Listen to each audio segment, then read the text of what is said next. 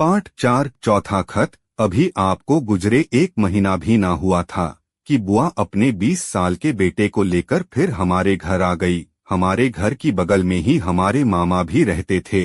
माँ को उनका बड़ा सहारा था। वो और उनकी पत्नी रोज शाम को हमारे यहाँ आकर थोड़ी देर बैठ जाते तो हमको भी बड़ा हौसला मिलता, चलो कोई तो है जो हम बच्चों का और माँ का ख्याल रख रहा है। आपकी पापा सरकारी नौकरी थी। आपके गुजरने के बाद घर का गुजारा कैसे होगा, इसके लिए आपकी ऑफिस की यूनियन और हमारे मामा मेरी नौकरी आपकी जगह लग जाए, इसकी कोशिश कर रहे थे। लेकिन बुआ के आने के बाद मामा ने भी आना कम कर दिया था। जैसे ही बुआ को पता लगा कि आपकी जगह मेरी नौकरी की कोशिश हो रही है, बुआ अगले ही दिन आपके ऑफिस पहुंच गई। यूनियन वालों से मिलकर कहने लगी, मैं लाल किशन की बहन हूँ। आप मेरे भाई के बड़े बेटे की नौकरी के लिए कोशिश कर रहे हैं, लेकिन वो तो बड़ा छोटा है और लाल किशन की पत्नी भी बीमार ही रहती है। आप ऐसा करो, मेरे बेटे को नौकरी दे दो। 20 साल का भी है और लाल किशन मेरा भाई था, उसके बच्चों की देखभाल मैंने ही करनी है।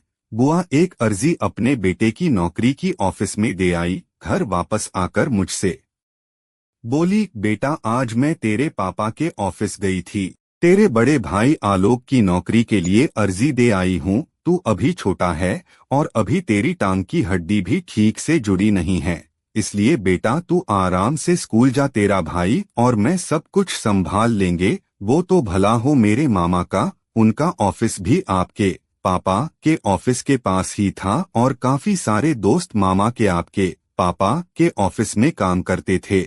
मामा ने जल्दी से वो अर्जी कैंसिल करवाई। जब आपकी बहन को पता लगा तो सारा घर सर पर उठा लिया।